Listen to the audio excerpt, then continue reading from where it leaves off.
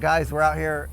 We are still at our farm, but we are with Sean, who is the owner and operator of Coplin Bee Farm. Good. We've worked with Coplin for multiple generations and multiple owners. All right. To work the bees at the farm. The bees for us, of course, are extremely important. We raise lots of crops that rely on bees, like watermelon and strawberries. And so we're gonna suit up today, and are we harvesting honey, Sean? We are harvesting honey for 2025, first day. Harvesting honey right here at Froberg's farm with Coplin Bee Farm. Okay. This is just a breakdown so you kind of have an idea. These go on top here. These are called fume boards, and we spray it with a type of butyric acid. It's the same thing that's found in bread and other stuff like that, so it's not toxic to bees or us or anything. But we'll spray a little bit in here, and we're gonna take the lid off the hives and put this on top. Okay. The smell, as you'll see, is terrible, and the bees agree. So the bees will move down to get away from it, and when they move down, then we can take this off and start popping the boxes off, and there'll be very few bees in there, maybe 10 bees. Got it good? All right. Maybe 10 or 12 bees, and then if we need to, we can brush them out. But it's a lot better than having to physically remove the bees off of the honey supers. So we'll put this on top, give it 30 seconds or a minute, pull it off, and we'll take it off. If it works really good, which the sun's hiding, so it may not, we may be able to take off all the supers at one time. If not, we have to put it back on for a second, drive them down farther, and get them out. And then we're just gonna, as we take the honey supers off, we're gonna take them and just set them on here. And this is just a drip pad to keep the honey from getting all over the truck and everything else. And from there, what we'll do is we'll just keep taking them off. When we're down to the very end, there's gonna be a wire, it's called a queen excluder. It keeps the queen from coming up, so she can't lay eggs where your honey is. Okay. We pop that off, and that'll be the last thing we do. Then we just take an empty super off of here, or if the top super in the box is not completely filled, we're just gonna put it down there. But that way we're gonna keep, there's a need for it, we're gonna keep the excluder on and put a super on top. If it's not a need for it, we'll pop the excluder off and we'll just put the lid back on. I love it. I'm gonna give you the bigger one because it's easier to manipulate with your hands, okay? And all you're gonna do is, let's say this is a honey super and not a, this is actually a box we're gonna put on over there, but let's say this is a honey super. All you do is you can take this part right here and you get right here and you just kind of pry it up, pry it up, pry it up, and then you can just pick it up and there'll be the honey in there and you can show it and see, you know, this is with the honey. So you use artificial, is that artificial comb? This is called foundation. It's a type of plastic and they coat it in wax. Interesting. Now, there's two ways you can do it. You can do the foundation, or you can just use a regular wooden frame, put a couple of fishing strings across, and they'll build it themselves. Interesting. The problem is it gets so hot here in the summertime that without the foundation to help, the wax kind of start sagging and messing up because the boxes get so hot. Interesting. And so we down here will use foundation a lot more than like the guys up in Canada would, because you have the possibility of melting and getting messed up. Can we do some vocabulary real quick? Sure. Bee vocabulary lesson at Froberg's farm. So, the boxes below a queen excluder, which we'll talk about over there, if you look, there's two green ones. Yep. The two green ones are two of these boxes here. This is called a hive box. This is where the bees live. If there's one hive box, it's a small hive. Two hive boxes is ideal. So when they get big enough, like two of them over here are only singles. They don't have two boxes yet because they're just from this year. When we pull the super off, we're gonna put a second box on top so they now can turn into a double. You're basically giving them a second story on their house, okay? So these are hive boxes. That's where an entire colony of bees lives. One hive will be in these two boxes. Awesome. All you're doing, the honey supers are the small boxes where they only put honey. They're called honey supers. Super for superstructure. It's on top of the queen excluder, so it's a superstructure. So they call them supers for short. The honey supers, they don't lay eggs in there. They do not store pollen in there. It is 100% honey. Just honey. Why that's important is because if the queen can get up there and mix up her brood with the honey, first of all, you can't extract the honey because you'd be extracting brood and other trash like that, which you don't want. You just want honey. But second of all, there are some pests that will only attack brood. Where brood's laid, like wax moths love laying their eggs and destroying the honeycomb where brood is, but they're not interested at all where honey is. So by keeping the queen out of that, you're keeping the possibility of wax moths much lower in your superstructure. Interesting. Okay, so that's all that is. So that's honey super. This is your brood box. This is just your hive top. Okay, Every one of these is called a frame, okay? It's just a frame. Now this is already built out, so this looked just like this did. This is the foundation. This is what it looks like before the bees get a hold of it, and then it'll turn like this. Now what you're gonna notice is when you start pulling the honey out of here, it's a lot lighter. This is dark comb because it's old. Every year you use it, it gets darker and darker, okay? The stuff that's in there is gonna be a lot newer because they build it up and use it. So here's your frames and your honeycomb, obviously, foundation on the inside. This is just a feeder. So during the summer, when you're not collecting honey and you're not pulling any honey off, if they don't have anything to have for food, for nectar, you have to feed them. This is one of our biggest costs, is having to keep the bees alive during what's called a dearth, dead earth, dearth, where there's no nectar coming in. The bees will literally starve and can all die out. So we have to feed them. But you don't want to feed them anytime where you're collecting honey, because then they may put that up into the honey and you're feeding what's not pure honey. You're now making fake honey, which you don't want to do. So we save feeders for when we're not collecting honey anymore. This is called a hive tool. There's a lot of different styles. I love this one. Mr. Coplin, Steve Coplin, is the one who introduced me to this big fat one. When you're collecting honey supers, this big one is so easy to use because it is just easy to manipulate, as the smaller ones are not. So Steve, this is a lifesaver. It's a good one. So this is one you're going to be using today, but it's called a hive tool. And it has lots of different uses. What you're going to find today is everything with bees sticks together. They have what's called propolis or propolis, which is a glue-like substance, and they coat everything inside their hive with it. It's a waterproofing agent, so if there's a hole where something can get in, they can fill it up and where nothing will get in. Well, that makes this glue down tight, so you have to get in here and really work and pop that lid off.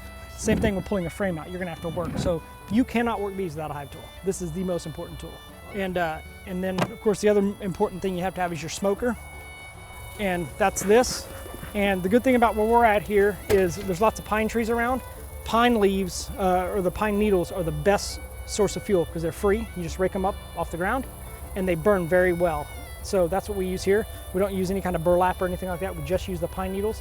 Now, the big thing that the smoke does, there's two different schools of thought on it, but the big thing is you are causing their ability to spread pheromones, attack pheromones. They can't do it as well with the smoke. Second of all, they think their house is on fire, so they immediately start going and gorging on honey in case they have to swarm and leave their home. Well, if they're all full of food, they don't want to fight. Think about you after a big Thanksgiving meal. Same idea. So they don't know which one it is more, but they know that it does make the bees a lot more calm when you get in there. When you get in there to take their honey, they can get aggressive, they can get mad, so you want to smoke them first anytime you're doing that. And then this is just a bee brush. What you can do with this is brush any bees off the extra frame when you pull it out. So that's what this is. But your smoker and your hive tool are your two most important things that you're going to need. And then we're going to be wearing some protective equipment. Here we are. Little Farmer Froberg's already suited up. Yep, this Can is you go over each part of this? Yep, sure can. So this is just your regular old bee suit. They've been called many names through the years. You call them a sheriff suit, a bee suit, a sting suit, whatever you want to call it. I just call it a bee suit. Just pull that down. Oh, there it goes. There. But there's several different kinds. This is a full body suit, and it has the cowboy hat style or the brimmed hat style. I never wear this style, but I actually like it a lot because I like cowboy hats. It keeps the sun off a lot better. So same with this, it'll keep the sun off of you. But this is the veil and the head portion. And then of course we have gloves that go on the outside to protect your hands. A lot of people don't wear gloves when they work bees. I don't play that game. I wear them all the time, even if I'm doing a quick hive inspection. I trust my gear, I put my gear on all the time. But that's what this is for. It's got 3 different layers in it, so it makes stinging very difficult for the bees. Their stinger's not really long enough to reach everything. It's just like any other kind of protective equipment you wear. You wear it all the way and you won't have a problem, but if you leave something unzipped or something undone, there's always a chance you're gonna get stung. But yeah, that's the suit. They're pretty hot to wear, especially this time of year. That's why we're here in the shade, but when you get out there working, you're gonna find out very quickly that it will get hot. But it's necessary. Shall we suit up? Yeah, we can suit up. What we'll do is you can go ahead and grab your stuff, start putting it on, and I'm gonna go ahead and move the truck close by. Dusty, you got all your stuff, right? You got protect your ankles a little bit better. A tidbit about Galveston County and Coplin Bee Farms is the only bees that have ever been to space on the space shuttle were flown by Coplin Bee Farms. Is that right? 2 different times. So Coplin sent bees twice, It's the only 2 times bees have ever been in space. I did not know that. Oh yeah. And we're gonna add a tidbit that we like to believe they were the bees from right here at Froberg's farm. Well, the queens we graft and the bees we still have are actually still from that same lineage. So what you heard was, so that's actually true. The genetics from the bees at Froberg's farm, owned and operated by Coplin Farm, went to space. That's what you heard here. So yeah, we still have a lot of the stuff. We have the honeycomb that they built in space. We have the boxes that we had them in when we did all that. So Steve Coplin is very knowledgeable about that because he helped with that back in the day. Steve's the real deal. Oh, Steve has forgotten more about beekeeping than most people have ever known. He's very, very smart about it.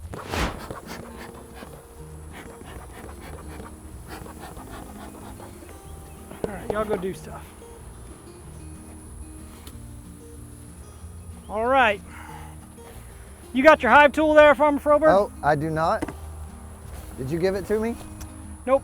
Everyone here right now, let's just give Sean a big round of applause. Yeah. Super knowledgeable about bees. And, you know, again, Coplin Bee Farm has been taking care of the bees at Froberg's farm for a very, very long time. And we love our partnership. And we love that we can offer actual, true local honey at our farm store. It means a lot. Well, we're glad to have you guys helping us as well. We enjoy keeping the bees out here. We enjoy the relationship we got with you guys. Okay, here we go. So what we're gonna do is we're gonna pop the lid off of this. We're gonna spray your fume board. You're gonna see how disgusting it smells. And we're gonna set it on top and it's gonna start pushing the bees out, okay? Sound good? All right. And then you're gonna do I'm gonna do that, but we're gonna wait to do that one, right? No, you can go ahead and pop it off now. Just kind of stick your tool there in the corner and kind of give a little wedge. Oh, yeah. And as you'll see, you'll have bees on the top of it. Yep. So you just want to lean it up against the stand there, and the bees will be okay. Take care, little buddies. Now hand me that. Now, if you want to, I don't know if you can see if you're tall enough, but if you get up here and see, you can stand here on the edge of that if you need to. Yep, come on up there. You can see. You can see the bees working, you know, all that honey in there. So this is all going to be honey up here, where the bees have been storing. So you won't see a queen up here or anything like that, but that's all them working that honey. Now this is non-toxic to bees or us, but it smells awful. Woo! I smell it now. That's like a watermelon that's been left out for 7 days. That's exactly what that is. And so now that the sun's out especially, that fume board's gonna heat it up and it's gonna start driving those bees down. And that way we don't have to worry about physically removing them. It's not that bad, they're just like a bunch of flies. Yeah. Now what'll happen is they'll, you know, a lot of times they may come boiling out here, and then as soon as you take it off, they all just kind of go back inside and get out of it. It doesn't bother them at all. But this is exciting. This is what the whole year's going for, is your honey harvest.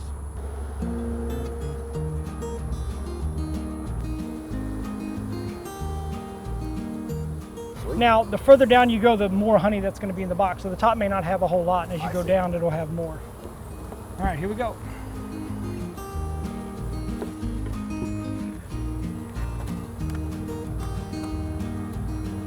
And then it's got handles on front and back. You just pick up by those handles. How heavy is it? It's pretty heavy. Good. That's what I like. I don't know what I was expecting, but it wasn't that. Do I use this to kind of pop it out? You sure can. And you should be able to pop it pretty easy.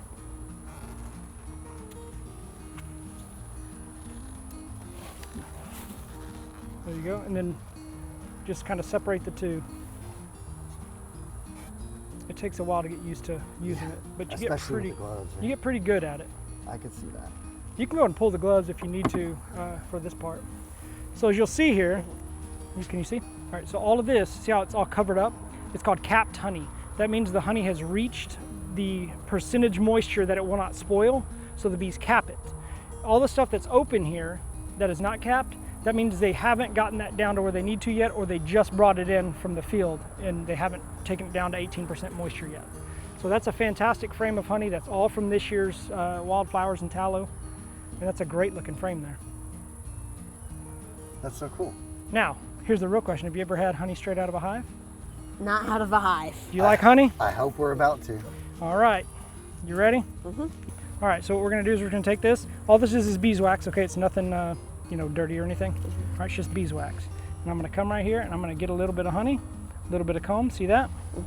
Okay, and pop it up, and here you go, take a bite. That's good. You want to try some? You're dang right I want to try some. All right, here you go. You're going to unzip and have away. This is fresh honey, as fresh as you can get it.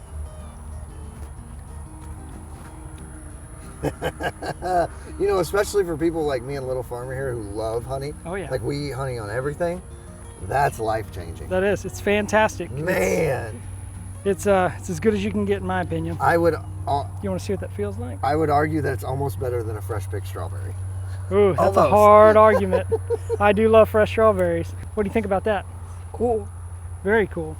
So what we'll do is we'll take this back to the farm, and then we have a big centrifuge that we'll put all these frames in, and it'll spin the honey and pull all the honey out, and then that's how we get it out of the frames without destroying it. Yeah. All right, little Farmer Froberg, this is what a full one feels like. See how heavy that is? That's heavy. Yeah. It's very heavy. This can turn into back-breaking work very quickly. I can do that. You can just put that one next to those there. That's so cool. All right. Now, why am I putting this back up there? Because we wanted little to- Farmer Froberg. Oh, sorry. Go or big Farmer. No, no, you answer. Why is he putting that back up there, bud? For them to make more honey? Yes. So we want them to be able to still have the ability to put any honey in here. You know, we got all this rain recently. Yeah. Poison sumac and poison ivy are blooming like crazy, and they actually make a really good honey. So things like that, they're still going to be putting honey in here. So we're just giving them somewhere to still put honey. Yes. Tyler, go ahead and spray it one more time real quick sorry. here. No, you're good. This will just help us a little bit. All right. Woo! Don't go loving on Miss Farmer Froberg That's right. after spraying that. Whew. Look at this. Those bees have been working very hard over here at the Look farm. at it all stacked on the top. Yep. Wow.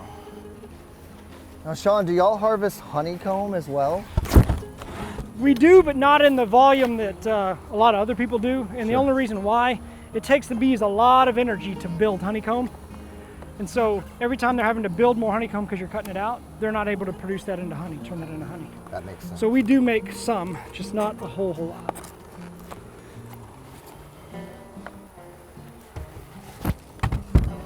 Okay, now remember I told you there's a wire box on top?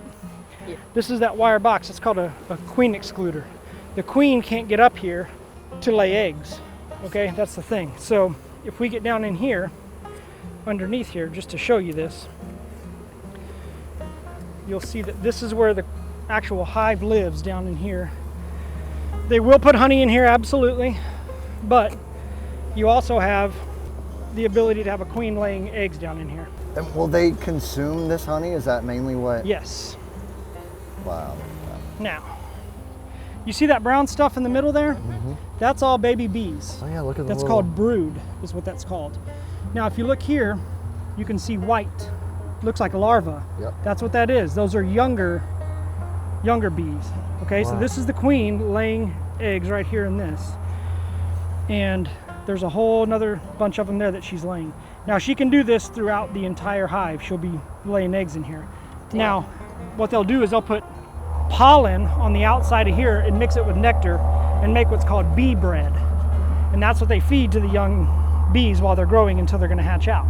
And then all the excess honey that they have is to get them through the year. So what we never do is we never harvest honey out of the two bottom. We let them fill the two bottom boxes first so they have honey to get them through the year before we'll do this on top. So if they end up not being able to fill the two boxes, we won't get any honey out of them, but at least they'll have the honey to get through the year to the next year, because you don't want to feed them junk food when they have something like honey that's they're designed to eat. That's so cool. So that's what a frame looks like, full of brood. And I read somewhere that bees are able to regulate the temperature in this box through different series of flapping their wings. Is that accurate? That's correct. So they regulate the hive both heating and cooling it.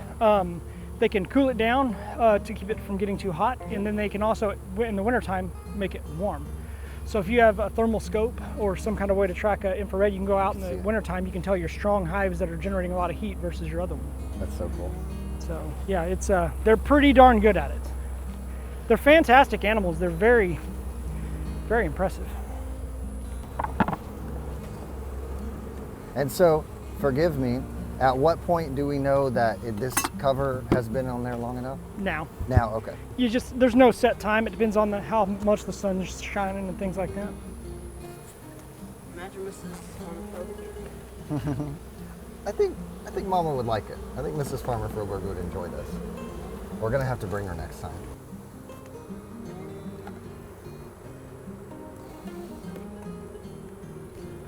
And then we'll put the regular lid back on. Now, the one next to you there, it's only a single, right? Oh, I see, okay. Because this was a new one that I mated this year. So what we'll do is we'll take the top off and then we'll put their second box, which I have prepped over there earlier. Okay, cool. On top, and they'll have the whole summer to turn it into their second story. To grow a little bit. It's like a housing development. That's right. So, do I need to put our bad smelly stuff on here? Yep, just to drive them out of that top box.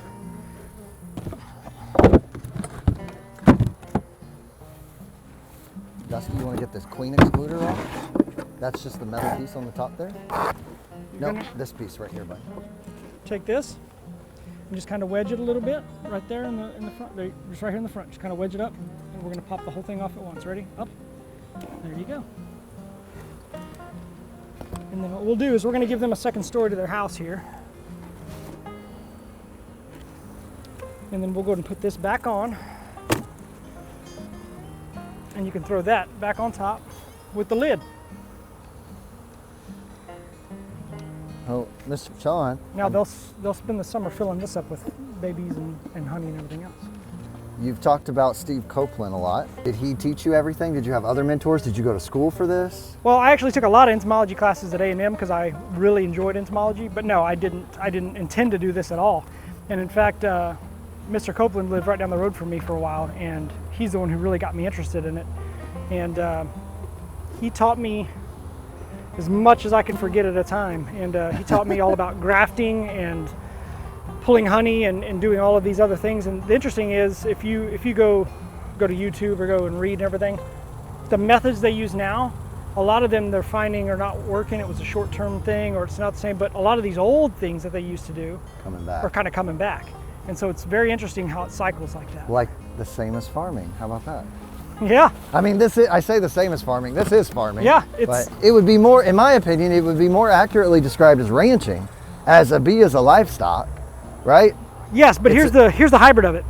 You're raising the animal to make a product, like raising a cow to get milk or whatever. Yep. But you also have to rely on whatever's growing in order to make this. So you can have fantastic, healthy bees that are doing a great job and have nothing blooming if there's no rain or whatever else.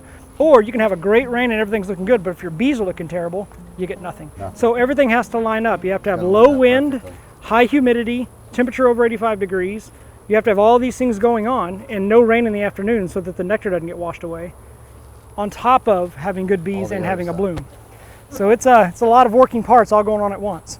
You've said poison ivy and poison oak? Yep. So like just below, just right here are other flowers. So what you're saying is all flowers are not created equal? They are not. They do make honey off of all of these flowers, or a lot of them, but the majority of the honey flow here on the Gulf Coast is from the Chinese tallow. Which is a super invasive species of plant. It absolutely is. But in this specific case, this is the one thing it's good for is making honey. That one looks like it's going to have both of them full. This one looks full. That's great. That's fantastic. And this is 2 supers. Correct. 2 supers on top of your hive box. Now, so you're smoking right now. Is that because you feel like they're acting up, or that's just what you do? No, just it's been a little while since we smoked, and I just wanted to give them another puff to let them know that we're still here working.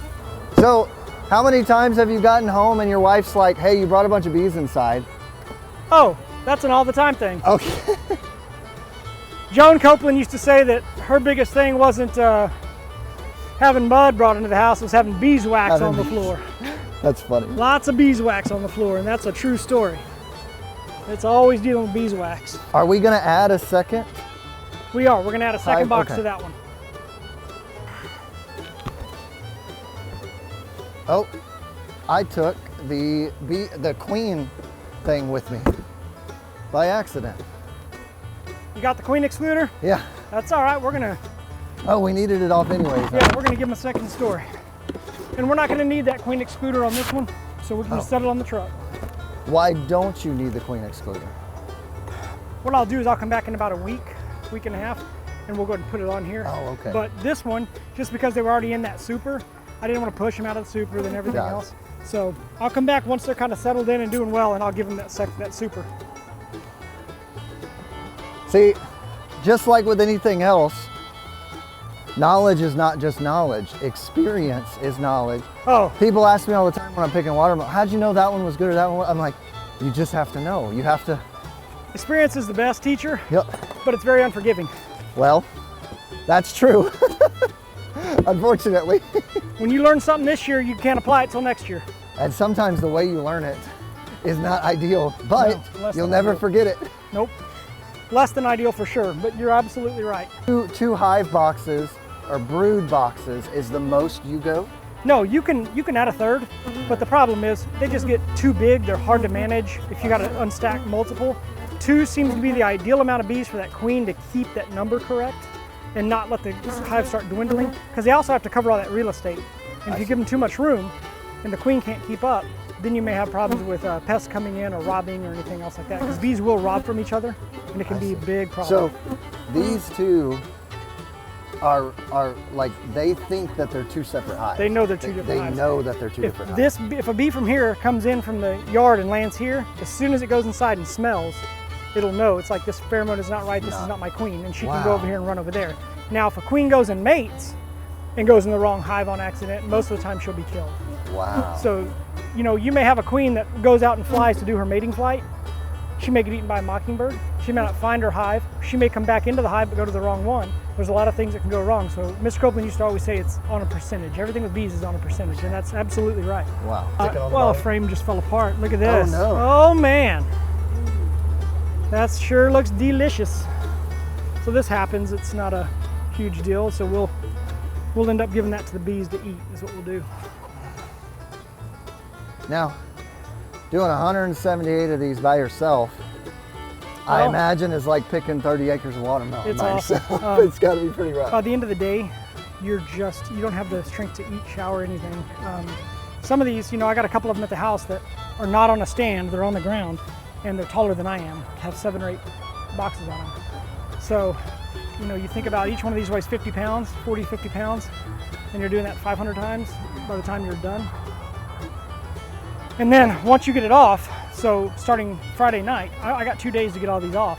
Starting Friday night, we start extracting because you can't let the honey just sit, because pests will get to it even if it's in a sealed up building. I see. And so I have to immediately start Friday night, and that just goes until I'm done. I don't have a break. You just have to continuously run the equipment until you get it all out. And then that one behind you will be the one that will go back on here.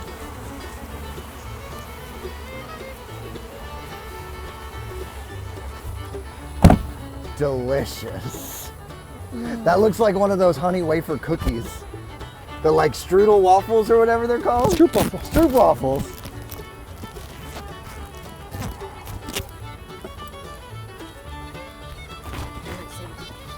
I'm not going to strap any of this down here. I'm going to go do it up by the entrance. That's going to be it for this yard. Just want to give a big thank you to my buddy Sean here. You know, on the farm, we see the bees every day. The bees flying from the hives that we just worked. We see them all over the farm every day, whether it's in the watermelons, the squash, the strawberries. And so it was cool to be on this side of it, see what you do. And we're going to have to join you again sometime. Oh, absolutely. Anytime y'all want to sweat a little bit, let me know. And remember, you can find this honey right here in our farm store in Alvin, Texas. Thanks for watching, guys. Don't forget to hit that subscribe button.